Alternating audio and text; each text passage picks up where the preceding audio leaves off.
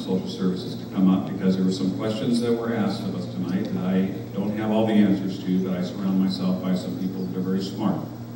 And there was a request that the cities would like to take control over the Section 8 housing from the county. And I've always been an advocate of local control. And so, Susan, I don't know if the laws prevent the cities from taking over this responsibility, but we'd like to get your comments on it. Good evening, Supervisor. Thank you for the opportunity. I actually would need to defer that to the Housing Authority. Heidi Marshall is gratefully here, so I think she'll be in the best position to answer that. Thank you. Good evening, everybody. The law does not prevent from the City of Hemet from taking on this responsibility. When I met with the City Council several years ago, I presented a plan that would have allowed for the transition of those vouchers. I believe that there were certain things that made that move prohibitive at that time, mostly to do with the staffing requirements and everything else that comes with the administration of the program. It's very highly costly, of course, to run. We are able to do it because we are responsible for the entire county's allocation, and you have the economies of scale to play in our favor. But I'd be happy to meet with you again and present that opportunity so that you have the ability to make that decision. Ida, thank you very much. Just so that my constituents will know for the record, I'm a strong advocate of local control. And if there is a desire on behalf of the cities to take Section 8 housing under their local control, I fully support that effort. Next, I would like to invite up our Assistant Probation Chief, Mark Payton. And former Councilwoman Lori Van Arsdale spoke of the intervention program. The message I got was limiting probationers from residing in this valley. Can you talk about the logistics of that program and how do we do it? Well, good evening, Supervisor Stone, council members. It's a pleasure to be here this evening and to see the positive energy in the Valley community tonight. Supervisor, I'm not aware of the details of that program that was previously put together out here in the area. It sounds, from the comments I heard, that was some sort of an arrangement worked out with the state parole. I can tell you that with the inmates that are currently being released back to the county of Riverside under AB 109, that prior to their release from state prison, we received a intake packet from the state prison 120 days before their release. We take a look at the offense, the background of that person that's being released to the community. We ensure that they, first off, fall under the parameters of AB 109 and that they're actually the county's responsibility. At that point, we then take a look at their intended place of residence. We make every attempt possible to contact the persons that they intend to live with. We look at their terms of release. We look at their past history, and we look for any indications that they may be coming into contact with a previous victim, or that there's other legal requirements that preclude them from living in a particular location. So we do everything that we can to ensure that they are coming back into an environment where they will receive some support. Really the last thing that we want is for them to end up homeless on the streets, because then we can't locate them, we can't find them, and we can't monitor them in the community. If I may, there was a comment, a public comment with regard to possibly a couple sex offender homes, and I believe the person who made the comment indicated that those were AB 109 funded.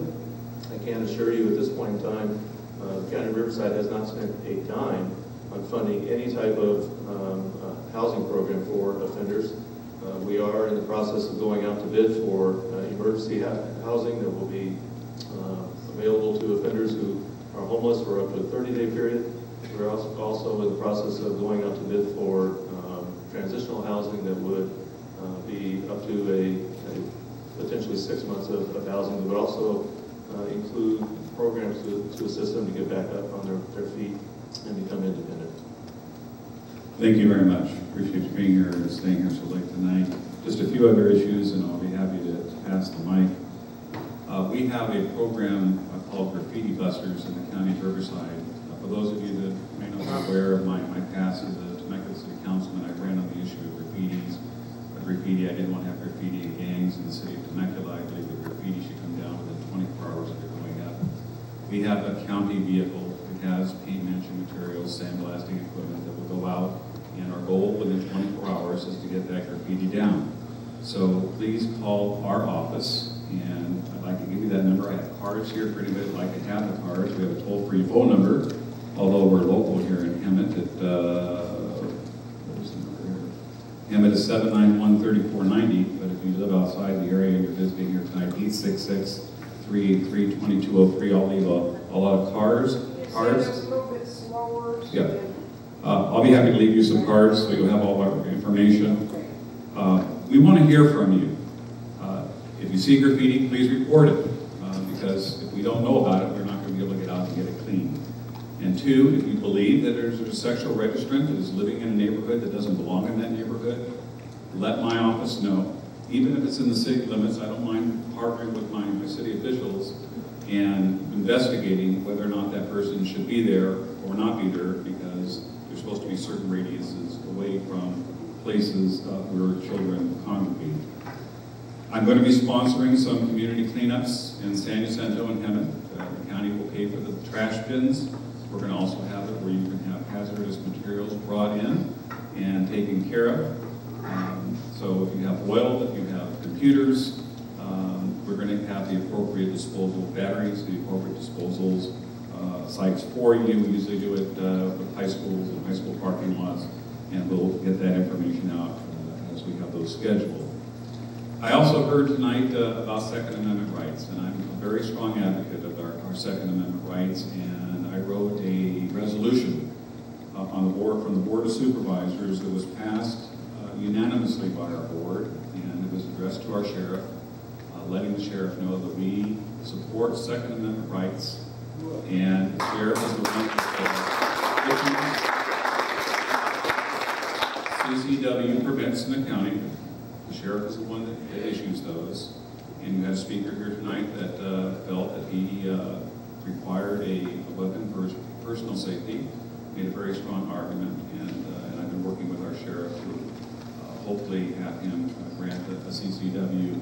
You have to go through extensive background checks, you have to go through a training program, but I believe that the citizens have a right to carry weapons for their personal safety. So, a lot was said here tonight. One other thing about our jails, we did something bold in the county of Riverside, and I take great pride in coming up with programs that nobody else has done. And in Riverside County, if you do the time, if you do the crime, you'll do the time, and you're also going to pay the dime if you can afford it. We now charge people $142 a day to spend time in our local jails if they have assets, or if they have real property, we will lien it. And also, each of our cities have the burden for every arrest that is made. $475 is paid to the county in the way of a booking fee. We're also charging the convicts for those booking fees, and we're sending them back to the cities so we can help them pay for it. The program was unveiled on July the 1st. We're going to get our first quarterly report in October, but I'm told in just the first month alone in August, the first reporting period, we billed $100,000 that otherwise would not have made it into county coffers. And so that is going to be hopefully a deterrent to anybody that thinks that crime is going to be easy in Riverside County. You better get your checkbook out, because you're going to be writing some pretty doggone big checks. Lastly, I mentioned earlier, I'm in the Valley. I'm spending a couple days a week here. This is my top priority. Your council is my top priority. I'm going to find as much as I can in financial resources. We need to work collectively as three governmental bodies in going after every single grant that we can get. We have to begin thinking out of the box, and we have to make bold and courageous decisions. So, on one issue, I'd like to congratulate Mark Oram for being appointed the interim city manager of the city of Hemet.